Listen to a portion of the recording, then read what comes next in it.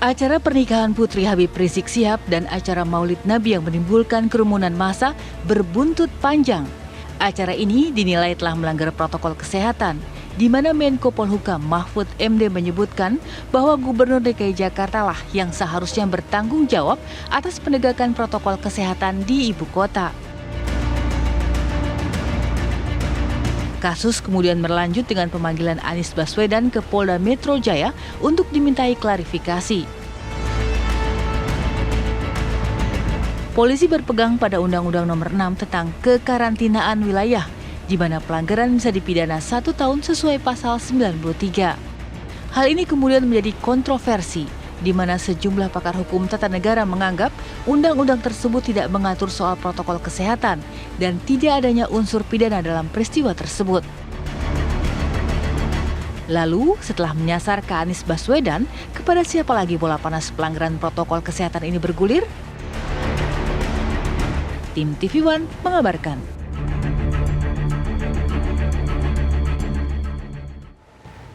Ya, untuk membahas hal ini kami hadirkan sejumlah narasumber. Saat ini baru bergabung bersama kami 2 orang narasumber ya. Pertama ada Bang Edi Hasibuan selaku Direktur Eksekutif Lemkapi. Selamat pagi, Bang Edi. Selamat pagi, Bang. Ya, lagi di Oku, Sumsel ya Bang ya saat ini ya Bang ya. Oke. Lalu juga ada Prof. Muradi, Guru Besar Ilmu Politik dan Keamanan Universitas Padjadjaran. Selamat pagi, Prof. Bang. Selamat pagi, Mbak. Ya. Mas, Assalamualaikum warahmatullahi wabarakatuh. Waalaikumsalam warahmatullahi wabarakatuh. Ya. Kita masih menunggu sambungan dengan Zainal Arifin Mokhtar, Guru Besar Hukum Tata Negara Universitas Gadjah Mada ya. Ya, langsung saja kita bahas. Ini judul kami adalah kerumunan massa. Bisakah Anies dipidana? Tapi pertama-tama saya akan ke Bang Edi dulu. Bang Edi, mungkin bisa dijelaskan bagaimana penjelasan logisnya agar ini juga bisa dicerna oleh kami semua. Apakah pemanggilan dari Anies oleh Polda Metro Jaya ini merupakan suatu hal yang wajar dan juga diperlukan dalam penyelidikan tindak pidana? Ya, terima kasih Maria ya. Sebetulnya memang kalau kemarin lihat perkembangan, kemudian ada kerumunan ya. Kemudian Polri lalu melakukan pemanggilan berbagai pihak ya. Termasuk melakukan klarifikasi ya. Harus dibedakan antara klarifikasi dan juga sebagai saksi dan sebagainya. Ini sifatnya klarifikasi. Artinya memang jika ada indikasi ada pelanggaran hukum, maka Polri punya kewenangan untuk melakukan berbagai pihak, ya. Termasuk kita lihat kemarin itu adalah banyak sekali yang sudah dimintain keterangan, termasuk Pak Anies ya sebagai Gubernur DKI Jakarta, kemudian juga Wali Kota Jakarta Pusat, kemudian juga ada Kepala Biro ya, kemudian juga termasuk di bawah ya ada Babin, Bamtibmas, ada kemudian Ketua RT RW ya, semua itu dimintain keterangan. Tetapi harus bisa dipahami bahwasanya mereka itu bukan berarti mereka salah, bukan. Tetapi adalah untuk melakukan sebagai kerangka dalam melakukan klarifikasi ya. Karena di dalam proses penyelidikan sebelum masuk pada penyidikan biasanya Polri akan melakukan proses penyelidikan dulu. Proses penyelidikan bukan Bang Edi, ya kita mengalami kendala teknis ya dengan sambungan dengan Bang Edi. Coba kita perbaiki lagi ya sambungan komunikasi kita. Saya ingin ke Prof. Muradi deh kalau kayak gitu. Prof. Muradi, Anda sebagai Guru Besar Ilmu Politik ya, ini melihat sudah masuk ke ranah apa? Pertempuran politik kah begitu loh dengan Anies dipanggil ke Polda Metro Jaya dan lain sebagainya. Ya, terima kasih Mas Mbak. Ya gini, saya kira saya ingin tarik dulu posisi legalitasnya. Pertama memang kenapa kemudian Anies yang diundang, memang ini juga menyangkut soal kewenangan dia sebagai gubernur. DKI itu kan memang undang-undangnya berbeda dengan daerah lain kan gitu, katakanlah kalau di orang bandingkan dengan RK, dengan Ganjar, dengan siapa lagi beberapa gubernur yang melakukan yang ada kerumunan di situ, itu memang agak berbeda karena begini, di Undang-Undang 29 2007 memang pasal 9 otonomi daerah di Jakarta itu memang di level provinsi, berbeda dengan misalnya di provinsi-provinsi lain. Artinya maksud saya ketika kemudian dia dipanggil, dia dalam kapasitas sebagai kepala daerah di mana posisi pihak kemudian akan diminta keterangan.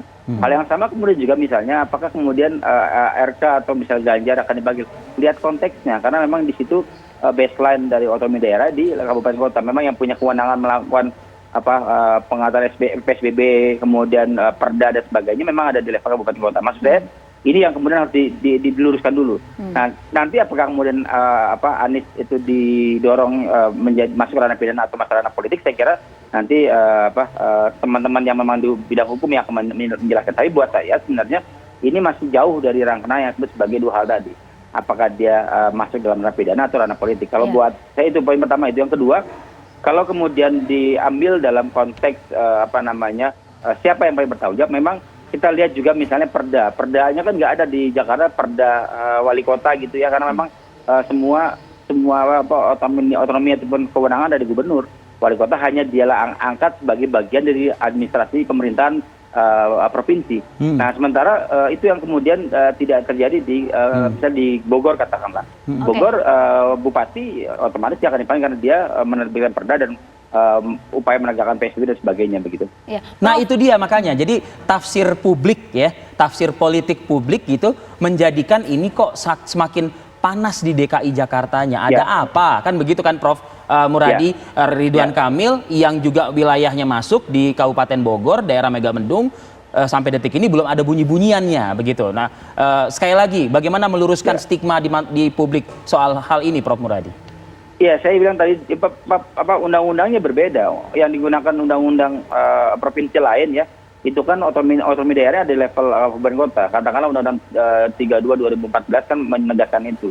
Sementara di Undang-Undang 29 2007 tentang kekhususan DKI sebagai ibu kota kan memang berada di level gubernur. Jadi memang itu yang saya ingin tegaskan dulu, bahwa nanti misalnya katakanlah polisi ingin juga menarik informasi atau menarik data atau meminta keterangan dari RK, saya kira nggak ada masalah. So pada akhirnya seperti tadi narasumber pertama ini baru penyelidikan, jadi belum sampai pada ranah pidana maupun mungkin politik. Jadi memang artinya baru klarifikasi kan begitu ya? Betul, dan itu saya kira publik juga berhak juga misalnya menegakkan itu, karena dalam beberapa kasus apapun apa yang tidak terungkap gitu dari publik juga ternyata kemudian teman-teman penyidik bisa mengungkap itu dalam ranah yang lebih terbuka begitu. Karena itu saya kira tidak ada masalah kalaupun pada akhirnya bahkan mungkin RK dipanggil, saya kira sebagai pemberi informasi kemudian klarifikasi dan sebagainya, saya kira tidak ada masalah gitu. Baik, saya beralih lagi ke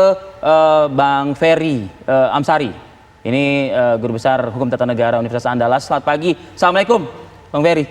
Assalamualaikum Bang Ferry. Ya, Bang Ferry, kalau dari aspek hukum, Anda punya catatan nggak sih begini? Apalagi kalau misalnya saya lontarkan satu kalimat equality before the law gitu misalnya.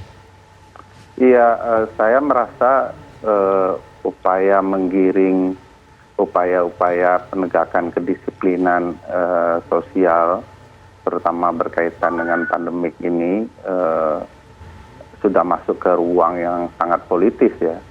Sebab kalau diukur bahwa soal kedisiplinan atau penegakan protokoler kesehatan yang baik dan benar itu bermasalah, maka banyak sekali daerah yang bermasalah. Kenapa cuman Pak Anies yang kemudian dipanggil dan dipermasalahkan? Kalau bahkan kita lihat Mas Arief sekarang sedang ada 270 daerah yang mengadakan pemilu kada. Rata-rata itu kampanyenya melanggar itu protokoler kesehatan. Tapi tidak ada satupun kepala daerah yang dipanggil soal itu. Dan kalau dilihat juga ya pasal 93 yang mau digunakan di dalam Undang-Undang 6 2018 tentang kekarantinaan kesehatan itu kan ada akibat yang ditimbulkan. Jadi tidak serta-merta orang berkumpul lalu kemudian kepala daerah atau pembuat kebijakan dipermasalahkan secara pidana. Karena ada akibatnya, yaitu timbulnya darurat kesehatan masyarakat. Jadi kalau ada orang berkumpul harus ada akibatnya. Dari berkumpulnya orang itu, dari pelanggaran protokoler itu, timbul kondisi darurat kesehatan. Jadi orang ngumpul kemarin harus dibuktikan dulu Adakah kemudian timbul darurat kesehatan? Faktanya kan tidak ada. Nah, bagi saya ini Kita belum tahu Bang Ferry, karena kan katanya kan rilisnya 4-5 hari ke depan kan begitu ya? Ya, sekarang pertanyaannya adalah kepada pemerintah, berapa orang yang bisa diketahui yang berkumpul di sana, dan apakah kemudian orang-orang itu yang menimbulkan darurat kesehatan, atau apakah orang-orang itu kena COVID-19 karena berkumpul hari itu, tidak tahu pemerintah itu. Ini kan informasinya kan memang masih terus dilakukan penyelidikan oleh pihak kepolisian. 4-5 hari baru nanti rilisnya ada. Namun pertanyaannya, apakah kemudian delik pidana ini bisa dapat dikenakan kepada Anies Baswedan yang konteksnya adalah kepala daerah, begitu ya. Tapi usai jeda pemirsa, kami akan membahasnya untuk Anda. Tetaplah bersama kami di Apa Kabar Indonesia Pagi.